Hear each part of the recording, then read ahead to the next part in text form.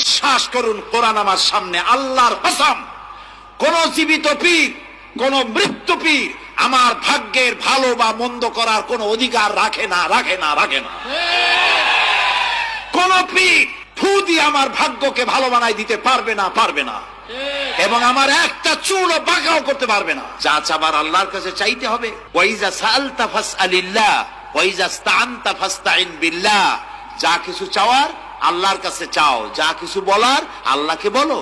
সব কিছু করার মালিক তিনি, সুবহানাল্লাহ বলেন। এই জন্য মাজারের সাথে মুসলমানদের সম্পর্ক হবে না, মুসলমানদের সম্পর্ক হবে মসজিদের সাথে। কিসের সাথে বলেন জোরে?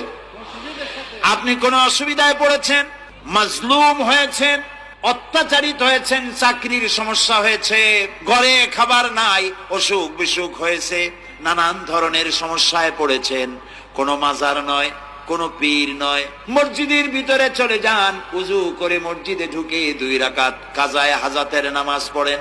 রাসূলুল্লাহর উপরে যখনই বিপদ হতো তিনি নামাজে দাঁড়ায় যেতেন। সুবহানাল্লাহ বলো। আপনি কেন যাবেন একটা কবরের কাছে? আপনার সাহায্য কামনার জন্য কোনো পীর নয়, আপনার সাহায্যের জন্য কোনো কবর নয়, সাহায্য পাওয়ার জন্য কে? আল্লাহ চান আপনার ঈমানটা খালেস হোক। আল্লাহ তাআলা এটা বরদাস্ত করতে পারেন না যে মানুষ কারো কাছে গিয়া আরেকজনের কাছে গিয়ে নথি স্বীকার করুক। আল্লাহ সহ্য করেন। ইন্না শিরকা লাযুলমুন আযীম। শিরক হচ্ছে মস্ত বড় জুলম, অত্যাচার। আল্লাহ সব থেকে অপছন্দ করেন কোন গুনাহ বলেন?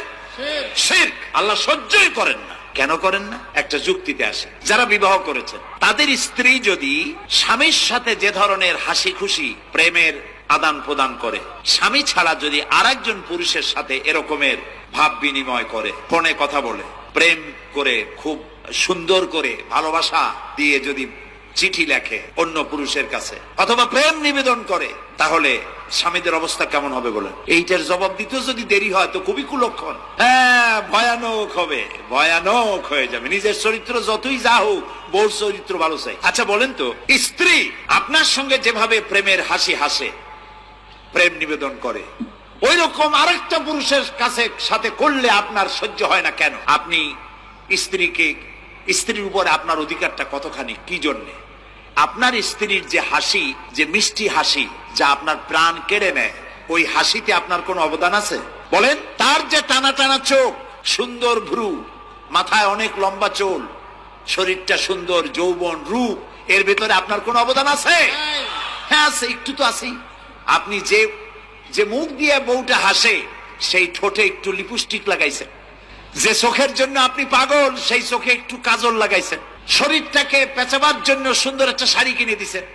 একটা শাড়ি দিয়ে, একটু লিপস্টিক কিনে দিয়ে, চুলের একটা ক্লিপ কিনে দিয়ে, একটা ভালো শাড়ি কিনে দিয়া স্ত্রীর উপরে যদি এত অধিকার আছে যে কোনদিন মৃত্যু পর্যন্ত কোন প্রেমের হাসি, ভালোবাসার আদান প্রদান আপনি ছাড়া আর কারো সাথে করতে পারবে না, এইটা যদি আপনার অধিকার এভাবে প্রতিষ্ঠিত হয়, তাহলে এই হাসি যিনি দিলেন, এই দাঁত, এই সুন্দর চোখ, এই রূপ, এই যৌবন যা আল্লাহ তাআলা দিলেন, তার সামনে কোনো পীর অথবা কবরের সামনে যদি হাত পাতে আল্লাহ বরদাস্ত করেন না। রাসূল সাল্লাল্লাহু আলাইহি সাল্লাম যে রোগে মারা গেছেন, শেষ অসুখ, সেই সময়ে তিনি বললেন, পৃথিবীর মানুষ সাবধান থেকো, লানাল্লাহুল ইয়াহুদা ওয়ান নাসারা ইত্তাখাযু কুবুর আনবিহিম মাসাজিদা। নিশ্চয় ইহুদি খ্রিস্টানের প্রতি অভিশাপ, নিশ্চয় ইহুদি খ্রিস্টানের প্রতি অভিশাপ। ওরা নবীদের কবরকে মসজিদ তৈরি করেছে, ওরা নবীদের কবরকে মসজিদ তৈরি করেছে। রাসূল সাল্লাল্লাহু আলাইহি সাল্লাম বললেন, লা তাজালু কাবরি ওয়াসানা। পৃথিবীর মানুষ, আমার কবরটাকে ইবাদতের জায়গা করো না। পৃথিবীর মানুষ, আমার কবরটাকে ইবাদতের জায়গা করো না। ইন্নাল্লাহ ইয়াগযিবু আলা কওমিন। নিশ্চয় আল্লাহ ওই জাতির উপরে রাগান্বিত হন যে জাতি কবরে মসজিদ তৈরি করে। মসজিদের সাথে কবরের কোনো সম্পর্ক নেই।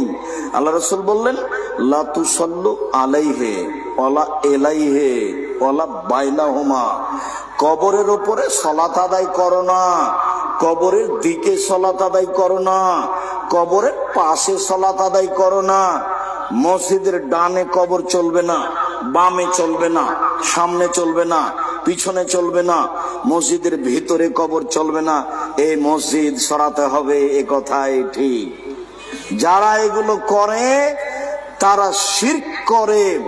কবরস্থানে যাওয়া শিরক, কবরের কাছে কিছু চাওয়া শিরক, কবরকে মূল্যায়ন করা শিরক, পীরের কাছে কিছু চাওয়া শিরক, কবরে মানত মানা শিরক। এগুলো হচ্ছে বড় বড় শিরক। রাসূল সাল্লাল্লাহু আলাইহি সাল্লাম যখন কাবা ঘরে ঢুকলেন, তখন কাবা ঘরে কতটি মূর্তি ছিল? 360টি। রাসূলের হাতে একটা ছিল লাঠি।